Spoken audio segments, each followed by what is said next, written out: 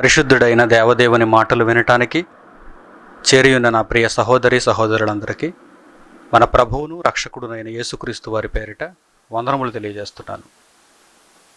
గడిచిన కాలమంతా దేవుని కృపలో దేవుని వాక్యమును అనుసరిస్తూ మీరంతా క్షేమంగా ఉన్నారని తలంచుచు మరొక చక్కని పాఠంలోనికి మిమ్మల్ని అందరినీ ఆహ్వానిస్తున్నాను. ఈ సమాజంలో మనుషులకు ఎన్నెన్నో తలంపులు, ఎన్నెన్నో ఆలోచనలు ఉంటాయి. ఒక్కొక్కసారి దేనిని ఎన్నుకోవాలో, దేనిని కోరుకోవాలో మనిషికి తెలియదు. ఎందుకంటే కళ్ళ ముందు విస్తారమైనవి కనిపిస్తున్నప్పుడు ఎంచుకోవటం కష్టం. అనేక మంది పైపైన చూస్తూ, సంగతులను పైపైన మాత్రమే చూస్తూ, వారి కంటికి ఇంపుగా సొంపుగా కనిపించినటువంటి వాటి వెంటనే పరుగులు తీస్తారని దేవుడు స్పష్టంగా తెలియజేశాడు.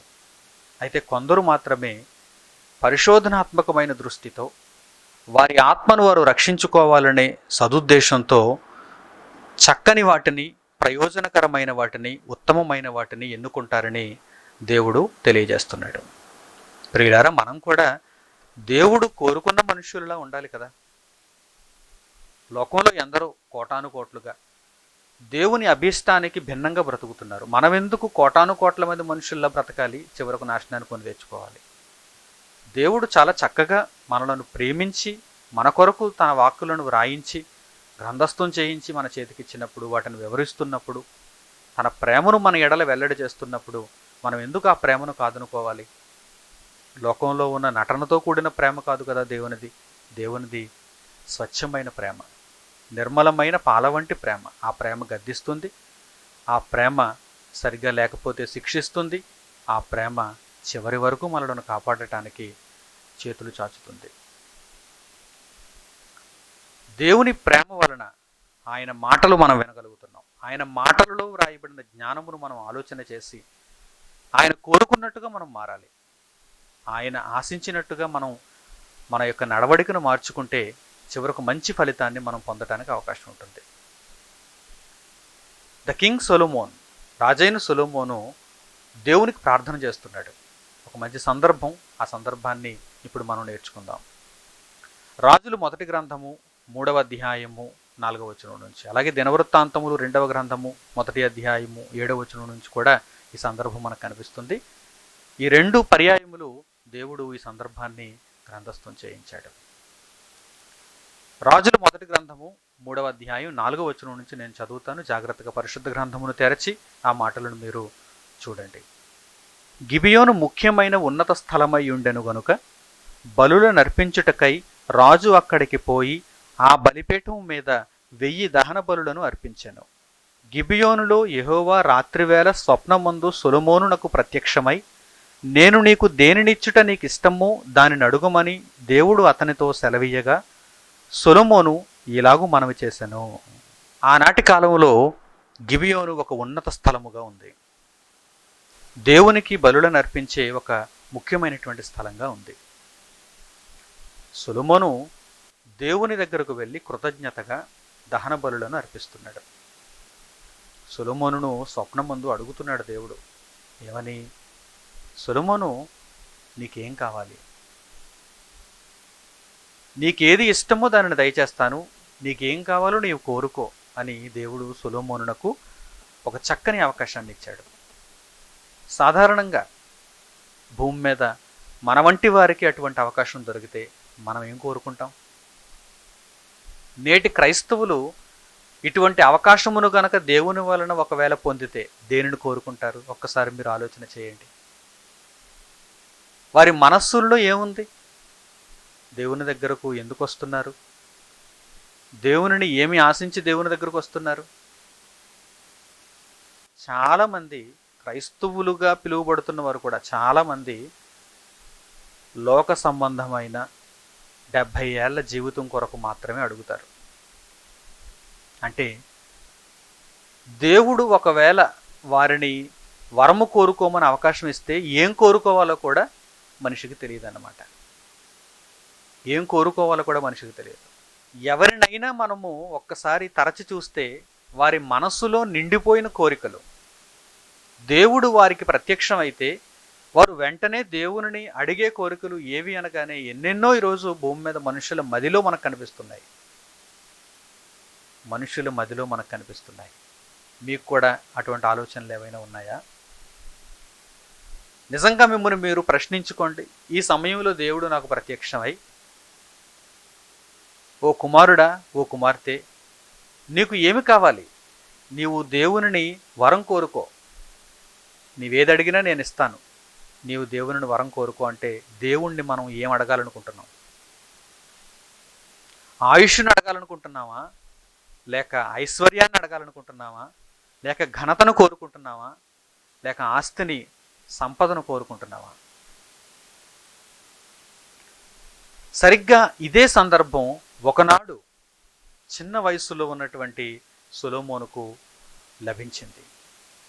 సొలొమోనుకు దేవుడు ప్రత్యక్షమై, నీకు ఏమి కావాలో కోరుకో అని దేవుడు సొలొమోనుకు ఒక చక్కని అవకాశాన్ని ఇచ్చినప్పుడు సొలొమోను ఏం కోరుకుంటున్నాడో ఇప్పుడు చూద్దాం. మనుషులందరూ వివిధమైనటువంటి కోరికలతో ఉన్నారు. అయితే మనుషులకు ఏమి కోరుకోవాలో తెలియదు కనుక ఏవేవో కోరుకుంటున్నారు. ముఖ్యమైనదేదో, వారి జీవితాలలో దేనిని వారు సంపాదించుకోవాలో, సాధించుకోవాలో వారికి తెలియదు కనుక వేటినో చిన్న చిన్న వాటితో వారు సరిపెట్టుకుంటున్నారు. వాటినే వారు దేవునిని కోరుకోవాలనుకుంటున్నారు. అయితే పూర్వకాలముననే సొలొమోను దేవునిని ఏం కోరుకుంటున్నాడో, ఆ కోరిక యుక్తమైనదో కాదో దైవ గ్రంథంలో ఏ విధంగా లిఖింపబడిందో ఒక్కసారి మీ కళ్ళారా చూడండి, మీ హృదయంతో గ్రహించండి. మీ ప్రవర్తన ఒకవేళ దేవునికి భిన్నంగా ఉంటే మార్చుకోవటానికి ప్రయత్నం చేయండి. చూద్దాం. ఇప్పుడు ఆ మాటలను మనం జాగ్రత్తగా చదువుదాం. సొలొమోను ఇలాగు మనవి చేశాను.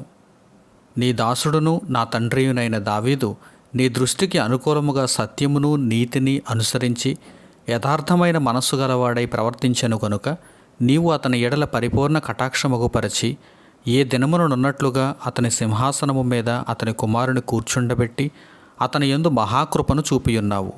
నా దేవా యెహోవా, నీవు నా తండ్రి అయిన దావీదునకు బదులుగా నీ దాసుడనైన నన్ను రాజుగా నియమించియున్నావు. అయితే నేను బాలుడను, కార్యములు జరుపుటకు నాకు బుద్ధి చాలదు. నీ దాసుడనైన నేను నీవు కోరుకొనిన జనుల మధ్య ఉన్నాను. వారు విస్తరించి ఉన్నందున వారిని లెక్కపెట్టుటయు వారి విశాల దేశమును తనిఖీ చేయుటయు అసాధ్యము. ఇంత గొప్పదైన నీ జనమునకు న్యాయము తీర్చగలవాడు ఎవడు? కాబట్టి నేను మంచి చెడ్డలు వివేచించి నీ జనులకు న్యాయము తీర్చినట్లు నీ దాసుడనైన నాకు వివేకము గల హృదయము దయచేయుము.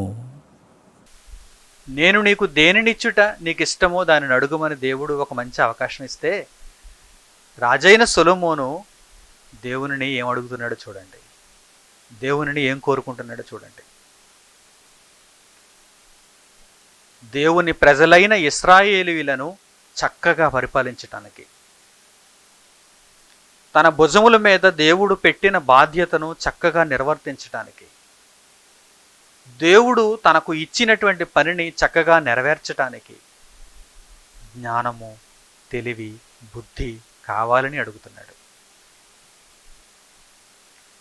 దేవుడు ప్రత్యక్షమై నీకేం కావాలో కోరుకో అని సొలొమోనుకు ఒక మంచి అవకాశం ఇచ్చినప్పుడు సొలొమోను ఏంటంటే ఇలా కోరుకున్నాడు అని మీరు అనుకుంటున్నారా? ఒకవేళ అనుకోవచ్చు, సొలొమోను ఏంటంటే ఎలా కోరుకున్నాడు? జ్ఞానము, బుద్ధి, తెలివి, వివేకము ఇవన్నీ మనకు ఈరోజు కూడు పెడతాయా? మనల్ని ఏమైనా హెచ్చిస్తాయా? మన కడుపు నింపుతాయా? మన చుట్టూ బందీ బలగాన్ని ఏర్పాటు చేస్తాయా అని ఒకవేళ మీరు అనుకోవచ్చు. సొలొమోను బుద్ధిహీనుడేమో అని మీరు అనుకోవచ్చు. ఎందుకంటే లోకం అలా నేర్పించింది. చిన్ననాట నుండి లోకం అలా నేర్పించింది. ఒక మనిషి తన కళ్ళ ముందు కనిపిస్తున్న వాటిలో దేనిని కోరుకోవాలో మనిషికి తెలియకుండా మనిషి మనోనేత్రాలను మూసేసింది లోకం. అందుకే ఈరోజు దేనినైతే ఉన్నతమైనదిగా మనిషి కోరుకోవాలో దానిని నీచమైనదిగా చూస్తున్నాడు. దేనినైతే నీచమైనదిగా చివరకు నెట్టేయాలో దానిని అందలం ఎక్కిస్తున్నాడు. ఈరోజు చూడండి, ఈరోజు సమాజాన్ని చూడండి, మనుషులను చూడండి, ఎలా ఉన్నారో మీకు తెలుస్తుంది. ఈరోజు ఈ మత్తులో పడిపోయి, అనగా దేనిని కోరుకోవాలో దానిని కోరుకొనకుండా, దేనిని ద్వేషించాలో దానిని కోరుకోవడాన్ని బట్టి సాతాను మత్తులో ఉండిపోయి, అపవాది మత్తులో ఉండిపోయి ఎంతవరకు మనిషి దిగజారిపోయాడంటే సంబంధ బాంధవ్యాలను కూడా మనిషి పట్టించుకోవటం లేదు. అంత ధనం. ఎందుకంటే ఇది తీవ్ర స్థాయికి వెళ్ళిపోయింది. ఉత్తమమైన దానిని కోరుకునేటువంటి బుద్ధి మనిషికి లేదు గనక, వక్రమైన బుద్ధి మనిషి కలిగి ఉన్నాడు గనక, వక్రమైన బుద్ధిలో మనిషి తీవ్ర స్థాయికి చేరిపోయాడు గనక ఈరోజు ధనం కోసం ఏదైనా చేస్తున్నాడు, అధికారం కోసం ఏదైనా చేస్తున్నాడు.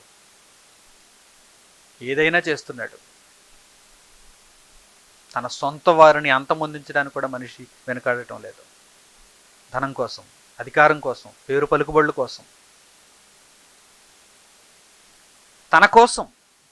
తన కోసం అనగా తన శరీరాన్ని సుఖపెట్టుకోవడం కోసం ఈరోజు మనిషి ఎంతకైనా తెగిస్తున్నాడు. సొలొమోనుకు ఒక చక్కని అవకాశం దొరికినప్పుడు సొలొమోన్ ఏంటండి ఏం కోరుకున్నాడు? సొలొమోన్ ఏంటండి దీనిని కోరుకున్నాడు? ఇశ్రాయేలీయులను పరిపాలించడానికి జ్ఞానము, తెలివి, వివేకము, బుద్ధి ఇవి కావాలా? దేవుని దగ్గర నుంచి ఇవి కావాలా? ఏవి కోరుకుంటారో దేవుడు తర్వాత తెలియజేస్తున్నాడు. అసలు సామాన్యంగా జనులైతే, సాధారణంగా ప్రజలైతే ఏం కోరుకుంటారో దేవుడు తర్వాత తెలియజేస్తున్నాడు. కానీ సొలొమోను కోరుకున్న ఈ కోరికను బట్టి దేవుడు చాలా సంతోషపడిపోయాడు. తన మనసు పొంగిపోయింది. ఎందుకంటే పరలోకంలో ఉన్న దేవుడు భూమి మీద తన ప్రతిరూపాలు ఎవరైనా కనిపించేసరికి అలాగే పొంగిపోతుంటాడు. కనిపించరు సాధారణంగా. ఎవరిని చూచినా సరే విషపు స్వభావంతో కనిపిస్తూ ఉంటారు. అపవాది పూర్తిగా మూర్తిభవించినట్టు కనిపిస్తుంటారు. విషమెక్కిపోయిన వారుగా కనిపిస్తుంటారు. అలాంటి వారిని చూస్తే దేవుడు తన స్వరూపాన్ని చూసుకోగలడా? తన ప్రతిబింబాన్ని చూసుకోగలడా? లేదు. ఎవరిని చూచినా మనుష్యుల్లో ఎందరినో ఆయన చూస్తున్నప్పుడు అందరూ సాతాను కుమారులుగా, అపవాది కుమారులుగా కనిపిస్తున్నారు. ఎక్కడో ఒక చోట దేవుని ప్రతిబింబం కనిపించేసరికి ఎంత ఆనందం ఆయనకి, ఎంత సంతోషం ఆయనకి. మనం ఏదైనా ఒక పొరుగు ప్రాంతానికి వెళ్ళామనుకోండి, అందరూ ఒక నార్త్ ఇండియాకి వెళ్ళామనుకోండి, అందరూ హిందీ వాళ్ళు కనిపిస్తారు. తమిళనాడుకి వెళ్ళామనుకోండి, అందరూ తమిళులు కనిపిస్తారు. కేరళ వెళ్ళామనుకోండి, అందరూ మలయాళీలు కనిపిస్తారు. గుజరాత్ వెళ్ళామనుకోండి, అందరూ గుజరాతీ భాష మాట్లాడేవారు కనిపిస్తారు. వాళ్ళ వేషధారణ, అలాగే వారి యొక్క భాష, వారి యొక్క సాంప్రదాయాలు అన్నీ వేరుగా ఉంటాయి. మన ప్రాంతానికి సంబంధించిన విధానం అక్కడ మనకు కనిపించదు. ఎవరితో మాట్లాడదాం అనుకున్నా వారు వేరే భాషతో, పరాయి భాషతో మాట్లాడుతూ ఉంటారు. మనం వారి భాష నేర్చుకునైనా ఉండాలి, లేక మన భాష వారికి తెలిసైనా ఉండాలి. చాలా ఇబ్బందులు పడుతూ ఉంటారు, అయోమయంగా ఉంటూ ఉంటారు. చుట్టూ ఎవరిని చూసినా సరే ఎవరితోనూ మాట్లాడలేని పరిస్థితి అక్కడ కనిపిస్తుంది. అలాంటి సందర్భంలో ఎవరైనా మన తెలుగు వారు కనిపించారనుకోండి, ఎలా ఉంటుంది? అసలు వారు ఎవరో మనకి పట్టింపు లేదు. మన తెలుగువారు మనకు వెంటనే వెళ్ళిపోతారు, ఆలింగనం చేసుకుంటారు, షేక్ హ్యాండ్ ఇస్తారు. వారు ఎక్కడి వారో కనుక్కుంటారు. వారితో ఏవేవో మాటలు వచ్చేస్తూ ఉంటాయి. ఏం మాట్లాడాలో ఏది ముందుగా అనుకోకుండానే ఏవేవో మాటలు మాట్లాడేస్తూ ఉంటారు. ఎందుకంటే ఆనందం, ఆ ఆనందంలో ఉబ్బి తబ్బిబ్బైపోతూ ఉంటారు. మీరు ఎక్కడి నుంచి వచ్చారు, మీరెవరు, మీరు ఇక్కడ ఏ పని మీద వచ్చారు, ఎన్నాళ్ళుగా ఉంటున్నారు, మేము ఫలానా పని మీద వచ్చాం అన్నీ చెప్పేస్తూ ఉంటారు. వారు చెప్పేస్తూ ఉంటారు. చూస్తారా? అంటే వింతైనటువంటి మనుషుల మధ్య ఒకరు మనవారుగా కనిపించినప్పుడు వెంటనే మనం వారితో మాట్లాడాలనుకుంటాం, వారితో మనం స్నేహం చేయాలనుకుంటాం. వారిని చూస్తే మనకు ప్రాణం తిరిగి వస్తుంది.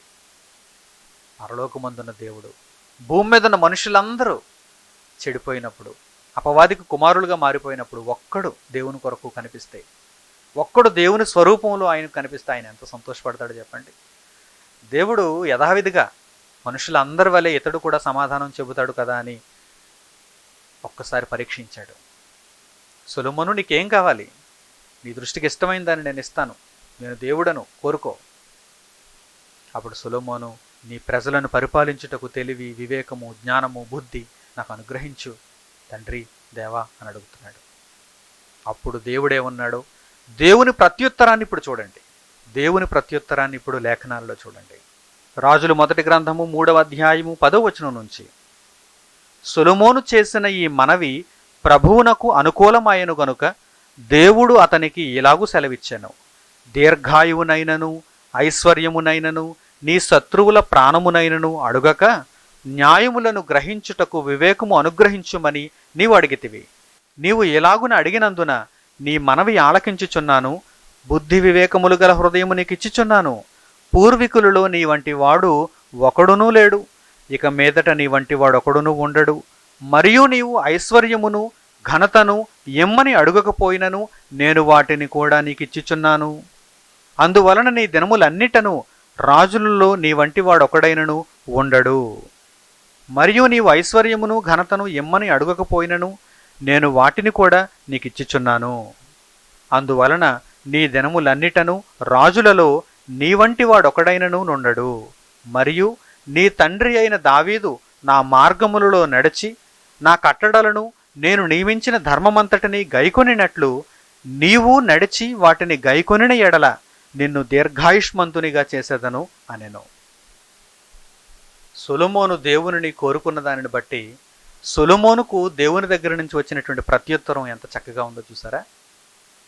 సొలొమోను ఇంత చక్కని కోరుకున్నావు అంటే 100 వాటిలో నీకు ఏది కోరుకోవాలో తెలుసు. నీ ముందు ఒక 100 విషయాలను పెడితే ఏ విషయం ఉన్నతమైనదో ప్రాముఖ్యమైనదో ప్రయోజనకరమైనదో నీకు తెలుసు. ఒక 1000 విషయాలను పెడితే ఏది ప్రాముఖ్యమైనదో ఉన్నతమైనదో నీకు తెలుసు. 1,000,000 విషయములను పెడితే ఏది ప్రాముఖ్యమైనదో ఉన్నతమైనదో నీకు తెలుసు. దానిని నీవు పట్టుకుంటావు, దానిని నీవు కోరుకుంటావు. ప్రజలకు తెలీదు కనుక ప్రజలందరూ అయితే ఏం కోరుకుంటారు? సామాన్యంగా ప్రజలందరూ అయితే ఏం కోరుకుంటారు? సాధారణంగా దీర్ఘాయువును కోరుకుంటారు కొంతమంది, ఘనతను కోరుకుంటారు కొంతమంది, శత్రువుల ప్రాణమును కోరుకుంటారు మరి కొంతమంది. రాజరికంలో ఉన్నావు గనక ఐశ్వర్యం కోరుకుంటారు మరి కొంతమంది. నీవు ఘనతను గాని ఐశ్వర్యమును గాని శత్రువుల ప్రాణమును గాని దీర్ఘాయువును గాని అడగలేదు. నా జనులను పరిపాలించుటకు నీవు రాజుగా ఉన్నావు గనక వారికి చక్కని న్యాయము తీర్చుటకు బుద్ధి తెలివి న్యాయముగా ప్రవర్తించే వివేకము నీవు అడిగావు. నా దగ్గర నుండి ఏమి కోరుకోవాలో నీకు తెలుసు. మంచి హృదయం కలిగిన వాడు సొలొమోను. కనుక నీకు నేను బుద్ధి తెలివి జ్ఞానము న్యాయమును గ్రహించే వివేకము నీకు అనుగ్రహిస్తున్నాను. వాటితో పాటుగా నీ తండ్రి అయిన దావీదు వలె నీవు నా కట్టడలన్నింటినీ అనుసరిస్తే, కండిషన్ పెట్టాడు మరలా ఇక్కడ ఆయన. ఎందుకంటే ఇప్పుడు వరం ఇచ్చేసి మరలా సొలొమోను తప్పిపోయాడు అనుకోండి, ఆ వరం అలా కంటిన్యూ చేయటానికి దేవుడు అవివేకి కాదు. దేవుడు చాలా తెలివి కలిగిన వాడు. దేవుడు న్యాయవంతుడు. దేవుడు ధర్మమును తప్పక నెరవేరుస్తాడు. దేవుడు ఎప్పుడూ కూడా కండిషన్ చెబుతాడు, నీవు నా కట్టడలను అనుసరిస్తేనే ఇవన్నీ జరుగుతాయి. ఏదో ముందుగా మాట ఇచ్చేసాడు కనుక, మాట వెనక్కి తీసుకోలేడు కనుక, నేను ఎంత దుర్మార్గపు ప్రవర్తన కలిగి ఉన్నా సరే దేవుడు తన యొక్క మాట చొప్పున నన్ను ఆశీర్వదించేస్తాడు అనుకోవటం పొరపాటు. నీ తండ్రి అయిన దావీదు వలె నీవు కూడా చక్కని ప్రవర్తన కలిగి నా కట్టడలను నీవు తూచా తప్పకుండా నీవు పాటిస్తే అనుసరిస్తే అప్పుడు నీకు దీర్ఘాయువు కలుగుతుంది, ఘనత కలుగుతుంది, ఐశ్వర్యం కలుగుతుంది, శత్రువుల ప్రాణం కూడా నీ కాళ్ళ క్రింద ఉంటుంది. నీవు దేనినైతే కోరుకోవాలో దానిని కోరుకున్నావు. ఉన్నతమైన దానిని కోరుకున్నావు, ప్రయోజనకరమైన దానిని కోరుకున్నావు, ఉత్తమమైన దానిని కోరుకున్నావు. స్వయంగా దేవుడే అడిగినప్పుడు ఏమి కోరుకోవాలో సొలొమోనుకు అర్థమైంది. మనుషులందరి వలె సొలొమోను ఆలోచించలేదు.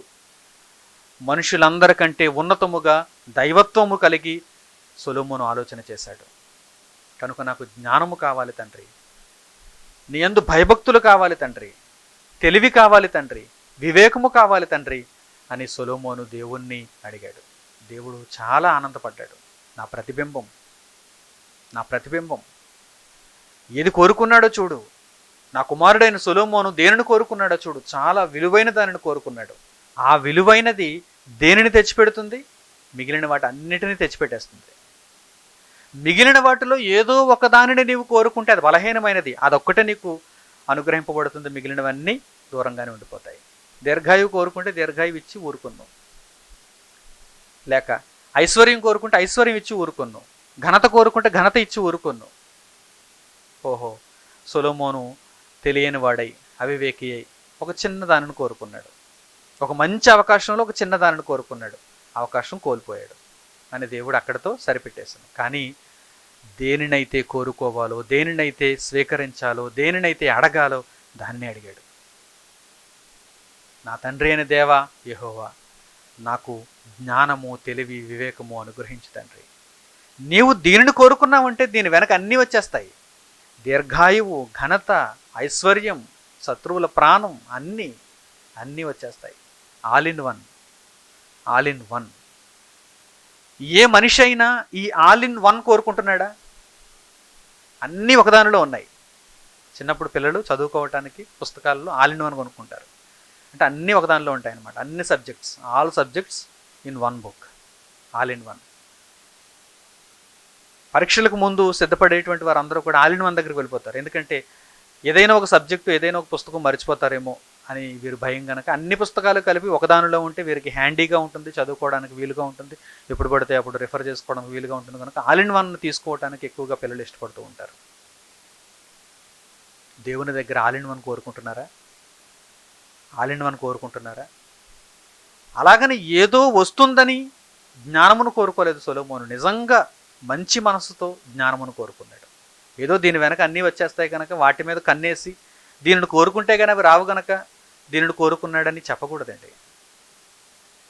నిజంగా ఏదీ లేకపోయినా జ్ఞానం ఉంటే చాలు కదా అన్నాడు సొలొమోను. ఈ భూ జీవిత కాలంలో జ్ఞానము, బుద్ధి, తెలివి, వివేకము ఇవి ఉంటే చాలు కదా, నాకు ధనంతో పనేంటి? అందుకే ఆయన తర్వాత సామెతలు రాస్తున్నప్పుడు ధనము ఆశ్రయాస్పదము, జ్ఞానము ఆశ్రయాస్పదము, కానీ ధనము నిన్ను అన్ని వేళలా రక్షించదు, జ్ఞానము నీ ప్రాణాన్ని కాపాడుతుందని రాశాడు సామెతల గ్రంథం. ధనము ఆశ్రయాస్పదం, జ్ఞానము ఆశ్రయాస్పదం. ఈరోజు ప్రజలలో ఎవరినైనా మీరు అడిగితే దేవుణ్ణి కోరుకున్నప్పుడు దేనిని కోరుకోవాలి? ధనాన్ని కోరుకోవాలని అంటారు చాలామంది. ఎందుకంటే ధనం ఉంటే అన్నీ చేసేయచ్చు కదా, ధనం ఉంటే దేవుణ్ణే సృష్టించేయచ్చు కదా అంటారు చాలామంది. ధనం ఉంటే దేవుణ్ణే సృష్టించేస్తారు. ఈరోజు కోటాను కోట్ల రూపాయలు ఉంటే ప్రత్యేకంగా ఒక మతాన్ని, ప్రత్యేకంగా ఒక దేవుణ్ణి, ప్రత్యేకంగా ఒక విశ్వాసాన్ని సృష్టించేటంత మనుషులు ఈరోజు మనకు కనిపిస్తున్నారు. కనుక వారి దృష్టిలో ఏది గొప్ప, ఏది ఘనమైనది, దేనిని కోరుకోవాలనుకుంటారు? ధనాన్నే. అందుకే ఈరోజు చాలామంది దృష్టిలో ధనం దేవుడు. చాలామంది దృష్టిలో పైకి చెప్పరు కానీ ధనం అంటే వారికి దేవునితో సమానం.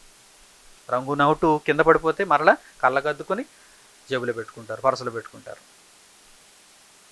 ధనం అంటే వారికి దేవునితో సమానం. ధనాన్ని వారు పూజిస్తారు. వారు ముద్రించుకున్న రంగు నోట్లను, వారు తయారు చేసుకున్నటువంటి నాణెములను వారు పూజిస్తారు, ధనం పెట్టుకుంటారు, వారు సాష్టాంగపడిపోతారు దానికి. ఎందుకంటే ఇదే మా అవసరాలను తీరుస్తుంది అనుకుంటున్నారు, ఇదే మా అవసరాలను తీరుస్తుంది అనుకుంటున్నారు. కోట్ల రూపాయలు ఖర్చు చేసినా నీవు పోయే ముందు, నీవు పోవాలని దేవుడు నిర్ణయిస్తే నీవు పోయే ముందు కోటాను కోట్ల రూపాయలు నీ ప్రాణమును నిలబెట్టలేవు, గుర్తుంచుకో. కోటాను కోట్ల రూపాయలు సంపాదించినా నీవు తినకూడదని దేవుడు నిర్ణయిస్తే ఒక్క మెతుకు కూడా తినలేవు, గుర్తుంచుకో. కోటాను కోట్ల రూపాయలు నీవు సంపాదించినా నీవు ధరించకూడదని దేవుడు నిర్ణయిస్తే ఒక్క బట్ట కూడా ధరించలేవు, గుర్తుంచుకో. ధనమా? ధనం దేవుడా? ఈరోజు ప్రజలకు ధనం దేవుడు. కానీ దేవుని పిల్లలకైతే, దేవుని జ్ఞానము తెలిసిన వారికైతే దేవుని వాక్యమే దేవుడు, దేవుని మాటలే దేవుడు. ఆ దేవుని మాటలను ఈ ప్రపంచంలో ఏది ఉన్నా ఏది లేకపోయినా దేవుని మాటలను నేను కలిగి ఉండాలని, ఈ ఉన్నతమైన దానిని మనిషి కోరుకోవాలనే ఉద్దేశ్యం దేవునిలో ఉందండి. అందుకే సొలొమోను యొక్క సంఘటన, ఆ సందర్భం దేవుడు మనకు వివరించి చెప్పాడండి. ఒక సొలొమోను వలె మీరు కూడా ఆలోచించండి, ఒక సొలొమోను వలె మీరు కూడా మంచి కోరికను కలిగి ఉండండి అని దేవుడు తెలియజేశాడండి. కానీ దురదృష్టవశాత్తు ఈరోజు బైబిల్ చేత పట్టుకున్నటువంటి నామకార్థ క్రైస్తవులు కూడా దేవుని దగ్గరకు వచ్చి ఏం కోరుకుంటున్నారండి? మరలా అడిగితే సొలొమోను కథ అంతా చెప్తారు, కానీ సొలొమోను ఏం చేశాడో గుర్తించలేకపోయారు, గ్రహించలేకపోయారు, సొలొమోను చేసినట్టుగా చేయలేకపోతున్నారు. కథ అంతా తెలుసు, రాయబడిందంతా తెలుసు, ఒక కథ రూపంలో చెప్పేస్తారు దీన్ని అంతటిని. ఓ మాకు ఇదంతా తెలుసండి అంటారు. సొలొమోను, దేవుడు సొలొమోనుకు ప్రత్యక్షమైనప్పుడు సొలొమోను ఏం కోరుకున్నాడో మాకు తెలుసండి, చిన్ననాటి నుండి సండే స్కూల్ దగ్గర నుంచి ఈ పాఠాలన్నీ మేము విన్నామండి అంటారు. మరి ఏది నీ బ్రతుకులో అది కనిపించడం లేదు? నీవు దేవుణ్ణి ఏది కోరుకుంటున్నావు? నీవు దేవుణ్ణి ఏం అడుగుతున్నావు? దేవుని జ్ఞాన సంపూర్ణులుగా ఎందరూ మారారు? దేవుడు అనుగ్రహించే తెలివి వివేకం కలిగిన వారుగా ఎందరున్నారు? నిత్య జీవార్థమైన ఆలోచనలు ఎందరికొన్నాయి చెప్పండి. ప్రియులారా, మనుషులు చాలా తప్పుడు ఆలోచనలతో ఉన్నారు. దేవునిని నమ్మిన వారు కూడా చాలా తప్పుడు ఆలోచనలతో ఉన్నారు. ఆనాడు కూడా ఉన్నారండి, ఆనాడు కూడా ఉన్నారు. పూర్వకాలంలో, పాత నిబంధన కాలంలో కూడా తప్పుడు ఆలోచనలతో ఉండేవారు, దేవుని దగ్గర ఉండి తప్పుడు ఆలోచనలతో ఉండేవారు ఆనాడు కూడా మనకు కనిపిస్తున్నారు. ఎలీషా అనేటువంటి ఒక గొప్ప దైవజనుడు ఉన్నాడు. ఎలీషా దగ్గర శిష్యరికం చేస్తున్నటువంటి గేహజీ అనేటువంటి ఒక శిష్యుడు కూడా ఉన్నాడు. ఎక్కడున్నాడు గేహజీ? బయట లేడే, అన్యుడిగా లేడే. ఒక ప్రవక్త దగ్గర, ఒక దైవజనుని దగ్గర ఎన్నో అద్భుతాలు, సూచక క్రియలు, మహత్కార్యాలు చేయగలిగినటువంటి దైవాత్మ పూర్ణుడైనటువంటి ఎలీషా దగ్గర గేహజీ ఉన్నాడనే విషయం మీరు మర్చిపోకండి. కానీ గేహజీ ఏం కోరుకున్నాడు? గేహజీ ఏం కోరుకున్నాడు? తన ముందు ఎంతో గొప్పదైనటువంటి దేవుని మహాజ్ఞానపు నిధి ఉన్నప్పుడు దానిని కోరుకోకుండా దూరంగా వెళ్ళిపోతున్నటువంటి వెండిని, వస్త్రములను అతడు కోరుకున్నాడు. వెళ్ళిపోతుంది అది. ఎలీషా పంపించేశాడు. నయమానును వాటితో పాటుగా అతడు తెచ్చిన కానుకలతో పాటుగా పంపించేశాడు. నువ్వు వెళ్ళిపో అని పంపించేశాడు. నయమాను వాటిని తీసుకుని వెళ్ళిపోతున్నాడు, సిరియా దేశానికి వెళ్ళిపోతున్నాడు. వెళ్ళిపోతున్నటువంటి దాని కొరకు పరుగులు తీస్తున్నాడు ఎవరు? గేహజీ. కళ్ళ ముందు ఉన్నదాని కొరకు గేహజీ ఆలోచించలేకపోయాడు. తన దగ్గర ఉన్న దేవుని మహాజ్ఞానము కొరకు గేహజీ ఆలోచించలేకపోయాడు. ఎక్కడికో వెళ్ళిపోతున్న దాని వైపు గేహజీ పరుగులు తీశాడు. ఒక్కసారి ఒక్క మాట అక్కడ మీకు పరిచయం చేస్తాను, జాగ్రత్తగా మీరు చూడండి, జ్ఞాపకం చేసుకోండి.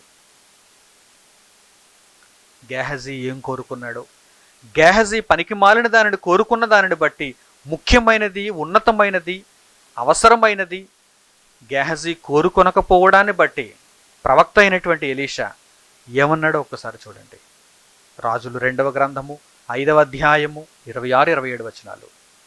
రాజులు 2వ గ్రంథం 5వ అధ్యాయం 26-27 వచనాలు. అంతటి ఎలీషా వానితో, ఆ మనుష్యుడు తన రథము దిగి నిన్ను ఎదుర్కొనుటకు తిరిగి వచ్చినప్పుడు నా మనస్సు నీతో కూడా రాలేదా? ద్రవ్యమును, వస్త్రములను, ఒలీవ చెట్ల తోటలను, ద్రాక్ష తోటలను, గొర్రెలను, ఎడ్లను, దాసదాసీలను సంపాదించుకొనుటకు ఇది సమయమా? కాబట్టి నయమానునకు కలిగిన కుష్టు నీకును నీ సంతతికిని సర్వకాలము అంటియుండును అని చెప్పగా వాడు మంచు వలె తెల్లనైన కుష్టము కలిగి ఎలీషా ఎదుట నుండి బయటికి వెళ్ళెను. కోరుకొనవలసిన దానిని కోరుకొనకుండా కోరుకోకూడని దానిని ఇక్కడ గేహజీ కోరుకున్నాడు. కోరుకోవలసిన దానిని కోరుకుంటే నీకు కావలసినవన్నీ అది తెచ్చిపెడుతుంది. ఏదైతే ఉన్నతమైనదో దానిని నీవు కోరుకుంటే నీకు కావలసినవన్నీ దాని వెనక వచ్చేస్తాయి. కోరుకోకూడని దానిని నీవు కోరుకుంటే నష్టం, కీడు, మరణం ఇవన్నీ దాని వెనక వచ్చేస్తాయి. గేహజీ ఏం కోరుకున్నాడు? దేవుని దృష్టికి కాని దానిని కోరుకున్నాడు. తన దృష్టికి ఇంపైన దానిని కోరుకున్నాడు. లోకమందు ఒక 70 ఏళ్ళు సుఖించటానికి, సంతోషంగా ఉండటానికి కావలసిన దానిని గేహజీ కోరుకున్నాడు. లౌకిక ఆత్మ కలిగిన వాడై గేహజీ భూ సంబంధమైన వాటిని కోరుకున్నాడు. పరలోక సంబంధమైన దేవుని వరమును గేహజీ కోరుకోలేకపోయాడు. కనుక కోరుకొనని దానిని గూర్చి దేవుడు ఇక్కడ తెలియజేస్తున్నాడు. కోరుకొనని దానిని నీవు కోరుకున్నావు, అది కోరుకోకూడదు. దానిని నీవు కోరుకోకూడదు, దానిని నీవు ఏర్పరచుకోకూడదు, దానివైపు నీ దృష్టిని మళ్లించుకోకూడదు. కనుక నీవు దానిని కోరుకున్న దానిని బట్టి, ఏదైతే నీవు ద్వేషించాలో దానిని నీవు కోరుకున్న దానిని బట్టి నయమానునకు ఇంతకు మునుపున్న కుష్టము నీకు నీ సంతతి వారికి సదాకాలం వచ్చేస్తుంది పో అన్నాడు. అంటే నీవు దేని వెనక పరుగు తీసి దేనిని సంపాదించుకోవాలని దాని వెనక పోయావో అది నీకు ఏం తెచ్చిపెట్టింది? కుష్టము తెచ్చిపెట్టింది, మరణము తెచ్చిపెట్టింది, శాపము తెచ్చిపెట్టింది. నా ప్రియులైన సహోదరి సహోదరులారా, దేనిని కోరుకుంటారో ఇక మీదట మీరు ఆలోచన చేసుకోండి.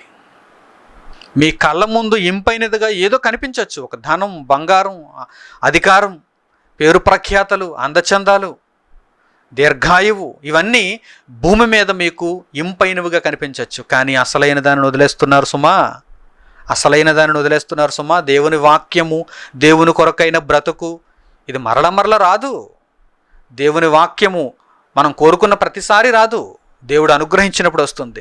దేవుని కొరకైన బ్రతుకు మనం కోరుకున్న ప్రతిసారి రాదు, దేవుడు అనుగ్రహిస్తే వస్తుంది. దేవుని చిత్తాన్ని నెరవేర్చటం మనం కోరుకుంటే రాదు, దేవుడు అనుగ్రహిస్తే వస్తుంది. వీటిని కోరుకోకుండా లోక సంబంధమైన పాపభూయిష్టమైన చిన్న చిన్న చెత్త వాటిని మీరు కోరుకుంటున్నారు కనుక వాటి వెనక వచ్చేదేంటో తెలుసా? శాపము, మరణము, కీడు, నష్టము, ఇవన్నీ వాటి వెనక వస్తున్నాయి. ముందున్నది మీకు కనిపిస్తుంది. ముందున్న ధనం, ముందున్న అధికారం, ముందున్న ఐశ్వర్యం, ముందున్న దీర్ఘాయువు, ఇవన్నీ మీకు కనిపిస్తున్నాయి. ముందున్నాయి కనుక వాటి వెనకే ఉంది. దేనిని కోరుకోవాలో దానిని కోరుకోలేని అవివేక జనమా, మీరు శ్రేష్టమైన దానిని కోరుకోవాలని దేవుడు ముందుగా వ్రాయించిన మాటలను ఒక్కసారి చూడండి, ఒక్కసారి ఆలోచన చేయండి. ఈ ప్రపంచం దేవుణ్ణి చూడలేకపోయింది, ఈ ప్రపంచం దేవుణ్ణి గుర్తించలేకపోయింది, ఈ ప్రపంచం దేవుణ్ణి ఆరాధించలేకపోయింది. సర్వ ప్రపంచానికి ఒక్కడే తండ్రి. ఆ తండ్రిని ఈరోజు ఈ ప్రపంచం గుర్తించిందా? జ్ఞాపకం చేసుకుందా? పనికి మాలిన వాటిని గూర్చి ఈరోజు ప్రపంచం ఆలోచన చేస్తుంది. ప్రయోజనకరమైన దేవుణ్ణి గురించి ఆలోచన చేసిందా? ప్రయోజనకరమైన దేవుణ్ణి గురించి ఆలోచన చేసిందా? ఏమంటే గత కొంతకాలంగా ఒక భయంకరమైనటువంటి వైరస్, కరోనా వైరస్ ప్రపంచాన్ని పట్టి పీడిస్తుంది.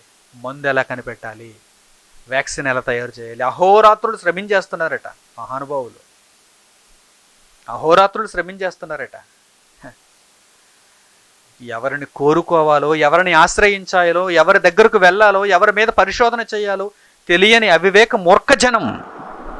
అందుకే అహోరాత్రులు శ్రమించి ఒక వ్యాక్సిన్ కనుక్కోవాలని చూస్తున్నారు. దాని వెనక నీకు వచ్చేది కీడురా, మరణంరా, శాపంరా.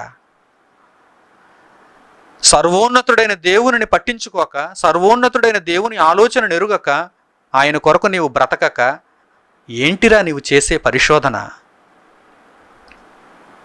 ఏంటిరా నీవు చేసే పరిశోధన? దేవుని కొరకు ఎప్పుడైనా ఆలోచన చేసావా? దేవుని చిత్తాన్ని నెరవేర్చాలనే ఆలోచన నీకుందా? దేవుని కొరకు బ్రతకాలనే ఆలోచన నీకుందా? ఎప్పుడు విడిచిపెడతారా, ఎప్పుడు బయటకు పోదామా, ఎప్పుడు నా శరీరాన్ని సుఖంగా సంతోషింపజేసుకుందామని ఎదురు చూస్తున్నావే, నీకు ఇవి చిన్న వైరస్ ఎలా సరిపోతుందిరా? నీకు ఈ చిన్న వైరస్ సరిపోదు. ఇంకా భయంకరమైన పెను ఉత్పాతాలు నీ మీదకి రప్పించాల్సిందే, రప్పించాల్సిందే. నీ తోక కత్తిరించాలంటే భయంకరమైన పెను ఉత్పాతాలను నీ మీదకి రప్పించాల్సిందే. ఎందుకంటే నువ్వు మారవు, నువ్వు మారవు. యెహోవా ఉత్తముడు, ఉత్తమమైన దేవుని ఎప్పుడైనా తెలుసుకున్నావా? తెలుసుకున్నావా? యెహోవా ఉత్తముడు, ఉత్తమమైన దానిని గూర్చి ఎప్పుడైనా ఆలోచన చేశావా? కొన్ని మంచి మాటలు ఇప్పుడు దైవ గ్రంథంలో మీరు చూడండి, కొన్ని మంచి మాటలు వ్రాయబడిన చక్కని మాటలు లేఖనాలలో మీరు చూడండి.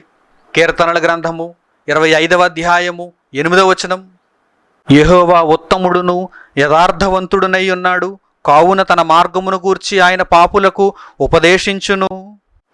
యెహోవా ఉత్తముడును యథార్థవంతుడునై ఉన్నాడు, కావున ఆయన పాపులకు తన మార్గమును ఉపదేశించును. అప్పుడు పాపులందరూ ఏం చేయాలి? మారాలి, రావాలి ఆయన మార్గంలోనికి, నెరవేర్చాలి ఆయన చిత్తాన్ని. ఆయన ఇచ్చిన బ్రతుకు, ఆయన కొరకు నువ్వు బ్రతకాలి. ఆయన ఇచ్చిన జీవితం ప్రతి క్షణం ఆయన కొరకు నీవు వినియోగించాలి. ఆయన చిత్తమును తెలుసుకోవాలి, ఆయన వాక్య ప్రకారం నీవు బ్రతకాలి. యెహోవా ఉత్తముడు, యథార్థవంతుడు. ఏది దేవునిలో ఉత్తమము కాని దానిని ఏదైనా చూపించగలరా? యథార్థత లేని దానిని ఏదైనా చూపించగలరా? యెహోవా ఉత్తముడు, యథార్థవంతుడు, ఆయన పాపులకు తన మార్గమును ఉపదేశించును. కనుక ఆయన ఉపదేశిస్తున్నప్పుడు, ఆయన మార్గములను మనకు తెలియజేస్తున్నప్పుడు, ఆ మార్గంలో నడవడానికి మన మనస్సులను సిద్ధం చేసుకోవాలి. మరలా అదే కీర్తనల గ్రంథము 34వ అధ్యాయము 8వ వచనం, పరిపరి విధాలుగా దేవుడు ఈ గొప్పదైనటువంటి రహస్యాలను ఎందుకు తెలియజేస్తున్నాడు చెప్పండి? మనుషులకు తెలియదు గనుక. ఏది ఉత్తమమో మనుషులకు తెలియదు కనుక, ఏమి కోరుకోవాలో మనుషులకు తెలియదు కనుక మరలా మరలా మరలా దేవుడు తెలియజేస్తున్నాడు. కీర్తనల గ్రంథము 34వ అధ్యాయము 8వ వచనం చూడండి. 8వ వచనం, యెహోవా ఉత్తముడని రుచి చూచి తెలుసుకొనుడి, ఆయనను ఆశ్రయించు నరుడు ధన్యుడు. యెహోవా ఉత్తముడని రుచి చూచి తెలుసుకొనుడి. బజారులో ఏదైనా ఒక వస్తువును కొనుక్కోవాలనుకున్నప్పుడు వస్తువు మీద నమ్మకం ఉన్నవాడైతే వస్తువును పరీక్షించుకోమంటాడు. వస్తువు మీద నమ్మకం లేనివాడైతే, వస్తువు డూప్లికేట్ అని తెలిసిన వాడైతే చెయ్యొద్దంటాడు, ముట్టుకోవద్దంటాడు. నీకు కావాలంటే తీసుకో, లేకపోతే వెళ్ళిపో అంటాడు. అంటే కొనుక్కోవడానికి వచ్చినటువంటి వారి యొక్క బలహీనతను ఆసరాగా చేసుకొని వీడు వస్తువును అమ్ముకోవాలనుకుంటాడు. కానీ మంచి వస్తువును అమ్ముకోవాలనుకున్నవాడైతే, ఒరిజినల్ వస్తువును అమ్ముకోవాలనుకున్నవాడైతే పరీక్షించుకోండి, కావాలంటే తీసుకోండి, లేకపోతే వెళ్ళిపోండి అంటాడు. దేవుడు కూడా అలాగే అంటాడు. ఎందుకంటే ఆయన ఉత్తముడు. ఆయన దగ్గర ఏం మలినం లేదు. ఆయన దగ్గర మాయ, ఆయన దగ్గర ఏదో మూర్ఖత్వం, ఆయన దగ్గర ఏదో మూఢనమ్మకం లేదు. ఉందా? లేఖనాలలో ఏమైనా మూఢత్వానికి సంబంధించిన మాటలు ఉన్నాయా? లేదండి. అన్ని నిరూపణలే. శాస్త్రం కూడా దేవుని కాళ్ళ ముందు సాష్టాంగపడాల్సిందే. ఈరోజు ప్రపంచంలో ఒక నానుడి, అదేంటంటే శాస్త్రం ముందు దేవుడు వణికిపోతాడంటారు, శాస్త్రం ముందు దేవుడు వీగిపోతాడంటారు. ప్రపంచంలో ఉన్న మిగిలిన విశ్వాసాలన్నీ శాస్త్రం ముందు వీగిపోతాయి. కానీ ఉత్తముడైన దేవుడు ఆయనను గూర్చి ఆలోచన చేసినప్పుడు ఆయన ముందు శాస్త్రం వీగిపోతుంది. శాస్త్రానికి తెలిసింది ఎంత? 5%. 5%. విశ్వంలో శాస్త్రానికి తెలిసింది ఎంత? సైన్స్కి తెలిసింది ఎంత? 5%. Less than 10%. వీరి అంచనాల ప్రకారం వారే చెబుతారు, వారి మాటల్లో వారే చెబుతారు, మాకు ఈ విశ్వంలో డార్క్ మ్యాటర్లో మాకు తెలిసినది సుమారు 10%, 5 నుండి 10% వరకు మాత్రమే మాకు తెలుసు అంటారు. శాస్త్రం దేవుని ముందు సాష్టాంగపడిపోతుంది. శాస్త్రం దేవుని ముందు వీగిపోతుంది, నాలుగు ఖర్చుకుంటుంది. నేను చెప్పింది తప్పు అని శాస్త్రమే ఒప్పుకుంటుంది. కానీ దేవుడు పూర్వకాలము నుండి ఆయన చెప్పిన మాటలు ఇప్పటికీ సుస్థిరంగా నిలబడే ఉన్నాయి. ఏ మాట కూడా పడిపోలేదు, ఏ మాట కూడా వీగిపోలేదు. ఎందుకంటే ఆకాశము భూమి గతించినా కానీ నా మాటలు ఏమాత్రమును గతింపవు. స్థిరమైన మాటలను చెప్పాడు ఆయన. ఆయన స్థిరంగా ఉన్నవాడు కదా. యెహోవా ఉత్తముడని రుచి చూచి తెలుసుకోండి. పైపైన మీరు ఎవరో చెప్పారని మీరు నమ్మొద్దు. పైపైన మీరు ఎవరో చెప్పారని బలవంతంగా మీరు నమ్మొద్దు. మీరు మీ అంతట మీరు రుచి చూచి తెలుసుకోండి. నచ్చితే తీసుకోండి, లేకపోతే లేదు. యెహోవా ఉత్తముడని రుచి చూచి తెలుసుకొనుడి, ఆయనను ఆశ్రయించు నరుడు ధన్యుడు. ఎవరైతే ఈ ఉత్తముడైన దేవుణ్ణి తెలుసుకుంటారో వారు ధన్యులు అని వ్రాయబడింది. నహూము గ్రంథం 1వ అధ్యాయము 7వ వచనం. చక్కని మాటలు, దేవుని ఉన్నతమైన లక్షణాలను గూర్చి చెప్పే మాటలు, ఆయన ఉత్తముడని చెప్పే మాటలు. నహూము గ్రంథము 1వ అధ్యాయము 7వ వచనం. యెహోవా ఉత్తముడు, శ్రమదినమందు ఆయన ఆశ్రయదుర్గము, ఆయన యందు నమ్మికయుంచు వారిని ఆయన ఎరుగును. యెహోవా ఉత్తముడు, శ్రమదినమందు ఆయన తన వారిని రక్షిస్తాడు. ఆయనను ఆశ్రయించే వారు ఎవరైతే ఉన్నారో వారందరినీ శ్రమదినమున ఆయన రక్షిస్తాడు.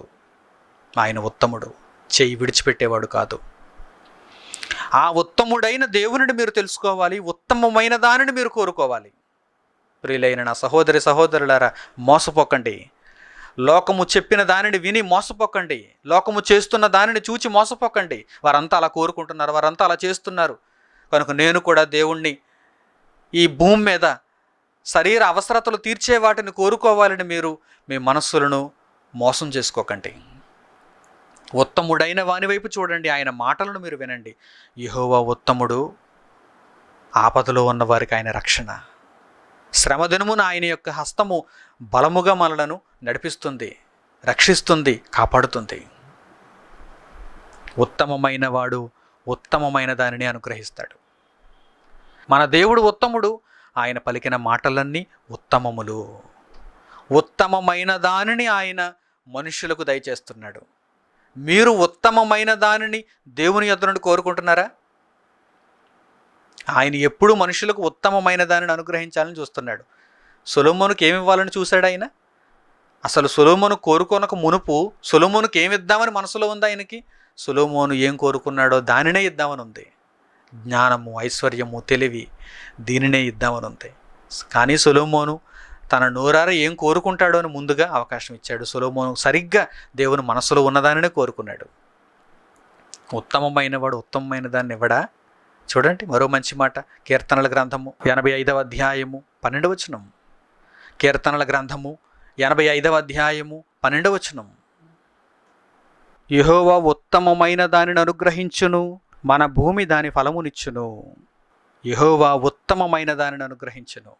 ఈరోజు ఆయన వలన నడిపింపబడుతున్న భూమి కూడా ఉత్తమమైన ఫలాలను ఇస్తుంది. చూడండి, ఉత్తమమైన ఫలాలను ఇస్తుంది. చూడండి, భూమికి ఎటువంటి హాని చేయకుండా, ఎరువులు వేయకుండా, సేంద్రియ ఎరువులు మాత్రమే వేసి, పురుగుల మందులు కొట్టకుండా చక్కగా పెంచినప్పుడు భూమి ఇచ్చే ఫలం ఎంత చక్కగా ఉంటుంది, ఎంత ఆరోగ్యవంతంగా ఉంటుంది.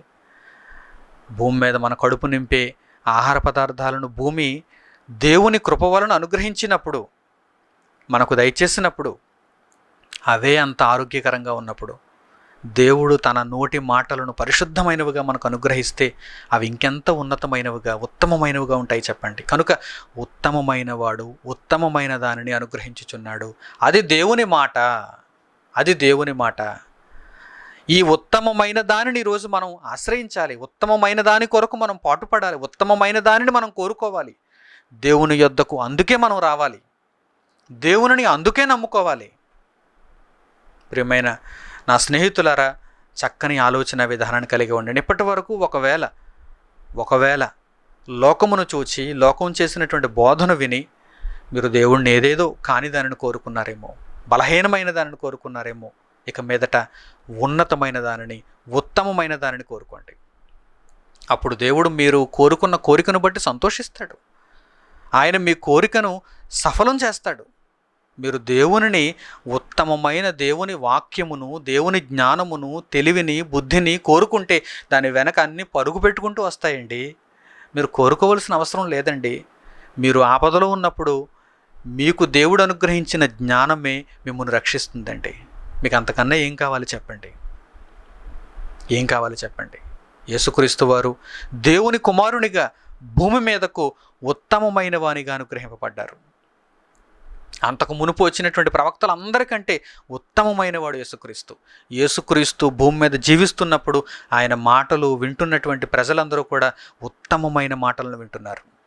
ఆయన నోట నుండి జాలువారిన ప్రతి మాట కూడా ఉత్తమమైన మాట.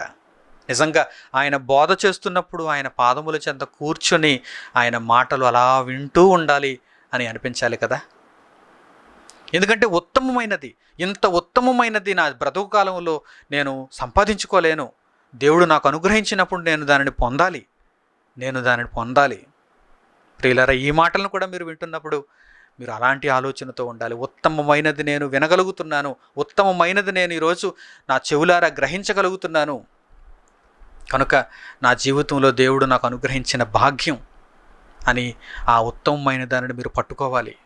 ఆ ఉత్తమమైన దాన్ని మీరు కోరుకోవాలి. కానీ యేసుక్రీస్తు వారి కాలంలో మార్తా మరియలు ఉన్నటువంటి సందర్భంలో మార్త ఏం కోరుకుంది, మరియ ఏం కోరుకుందో వ్రాయబడింది చూడండి. ఒక చక్కని మాటలో దేవుడు మనకు పరిచయం చేస్తున్నాడు.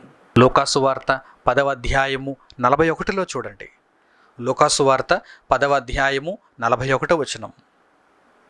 అందుకు ప్రభువు, మార్తా మార్తా, నీవు అనేకమైన పనులను గూర్చి విచారము కలిగి తొందరపడుచున్నావు గాని అవసరమైనది ఒక్కటే.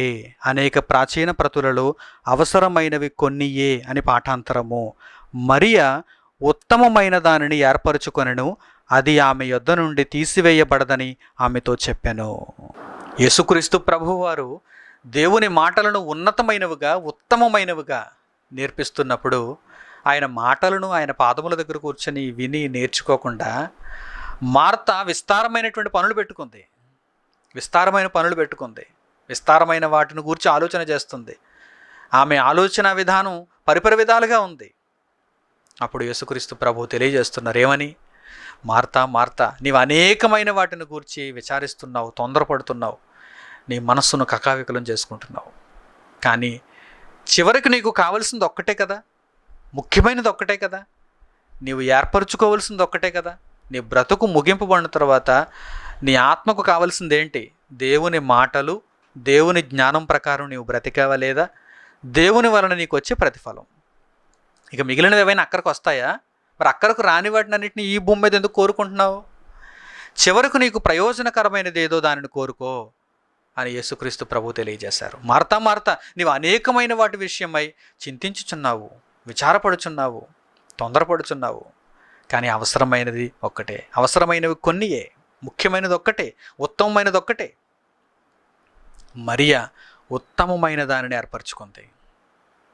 మరియ ఉత్తమమైన దానిని ఏర్పరచుకుంది. అదే దేవుని మాట, దేవుని కొరకైన బ్రతుకు, దేవుని చిత్తమును నెరవేర్చుట. మరియ ఉత్తమమైన దానిని ఏర్పరచుకున్నది కనుక ఆమె యొద్ద నుండి అది తీసివేయబడదు. నీవు కోరుకున్నవన్నీ, నీవు ఆలోచించుచున్నవన్నీ ఉత్తమమైనవి కావు గనుక అవి నీ యొద్ద నుండి త్వరగా తీసివేయబడతాయి.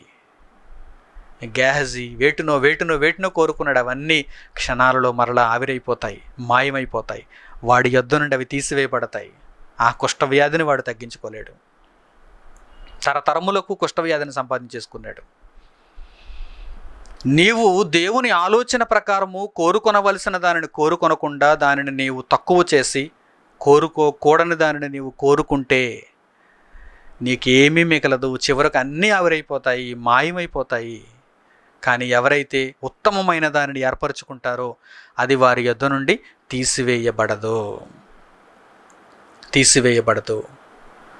ఉత్తమమైనది ఏమిటి? దేవుని మాట. ఉత్తమమైన వాడు అనుగ్రహించినదేమిటి? దేవుని వాక్యం.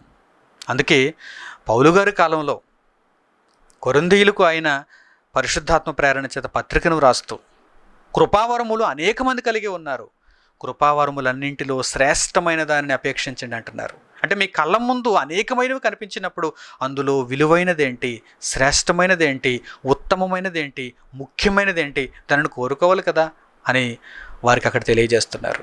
కొరింథీయులకు పౌలు రాసిన మొదటి పత్రిక 12వ అధ్యాయము చివరి మాట చూడండి.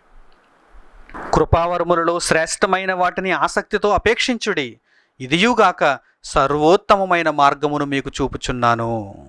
కృపావరములు అనేకములున్నాయి. ప్రారంభ శతాబ్దపు సంఘంలో భాషలతో మాట్లాడటం, భాషలకు అర్థాలు చెప్పటం, పరిచర్య చేయటం, ప్రవచనములు చెప్పటం, ఇలా అనేక విధములైనటువంటి కృపావరములు కలిగి ఉన్నటువంటి ఆ పరిస్థితుల్లో అద్భుతములు, నానా విధములైనటువంటి సూచక్రియలు వీటన్నిటిని చేస్తున్నటువంటి కాలంలో పౌలు గారు కొరింథీయులతో ఏమంటున్నారో తెలుసా?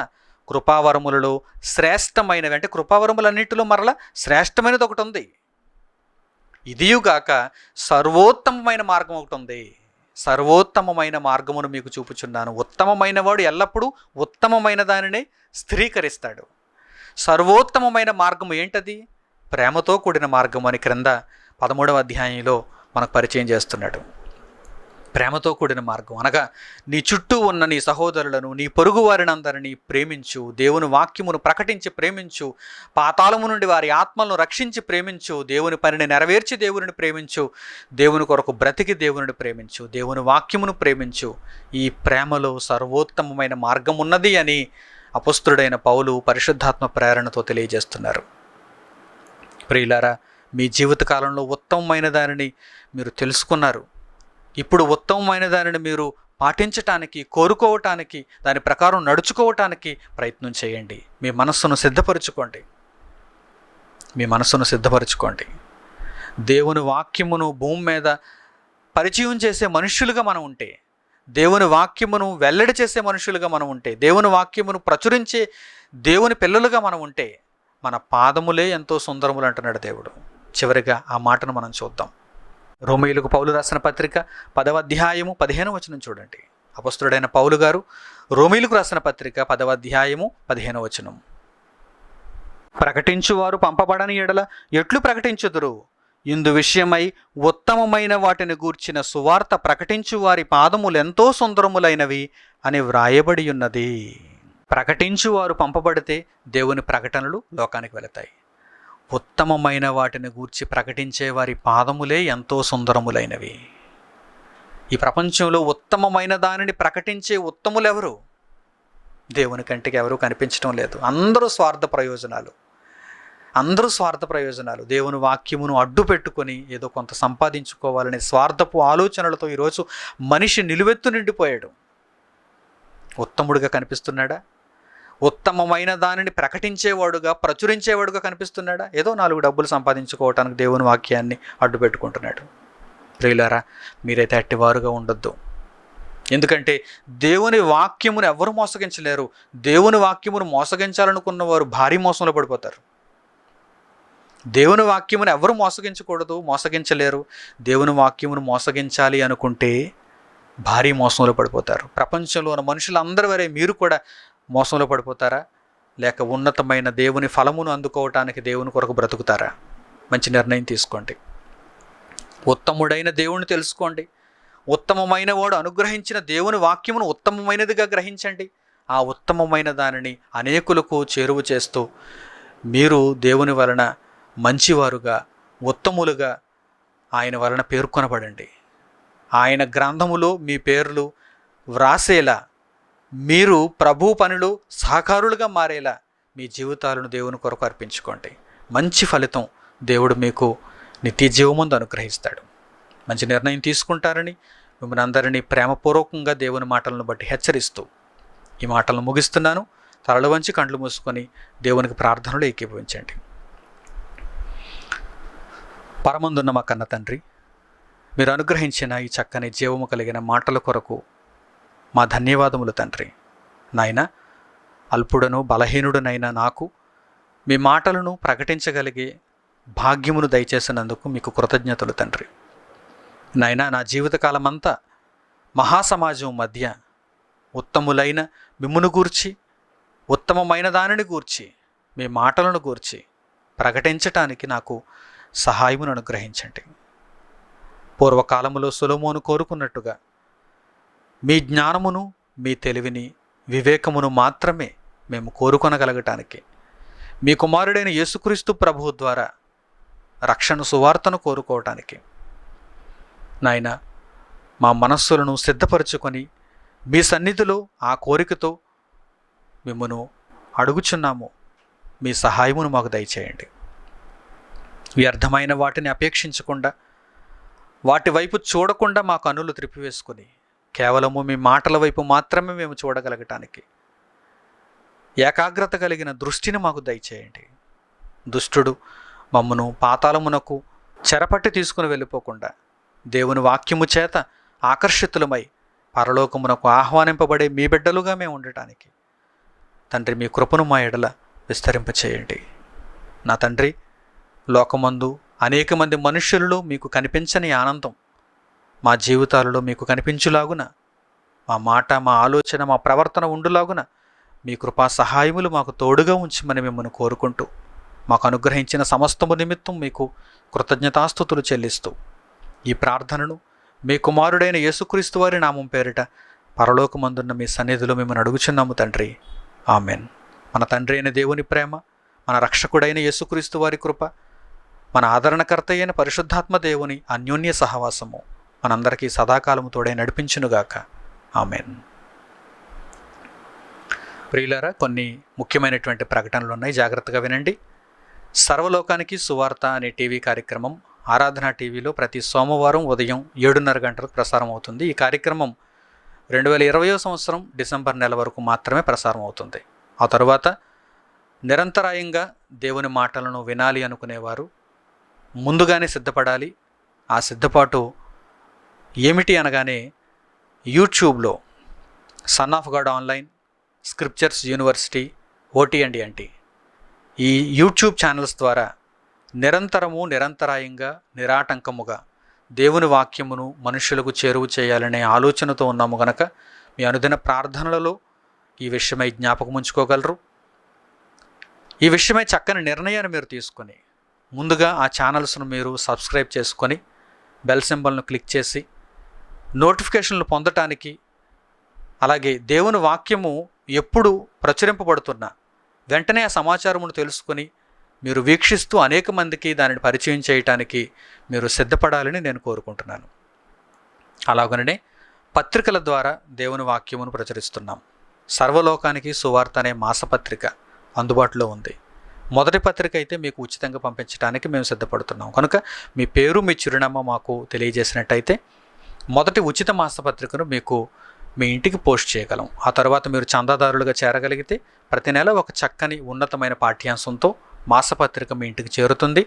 మీరు దానిని చదివి చక్కని జ్ఞానమును, దేవుని గురించిన సంగతులను మీరు తెలుసుకుంటారు. అలాగనే www.christchurch.asia అనేది మా అధికారిక వెబ్సైట్. ఈ వెబ్సైట్లో మీకు కావలసిన ప్రతి సమాచారం దొరుకుతుంది. ఆసక్తి కలిగిన ప్రతి ఒక్కరూ మా యొక్క సమాచారమును, దేవుని గురించిన విషయములను తెలుసుకుంటారని నేను కోరుకుంటున్నాను. మరలా మరొక చక్కని పాఠంతో దేవుని యొక్క సన్నిధిలో దేవుని మాటలను విని దేవునికి మన బ్రతుకులను మరింత దగ్గర చేసుకోవటానికి ఆయన తన కృపను మన ఎడల విస్తరింపచేస్తాడని ఆయన చిత్తమును బట్టి ఆయనను కోరుకుంటూ ఈ మాటలను ఇక్కడితో ముగిస్తున్నాను. అందరికీ వందనములు. సెలవు.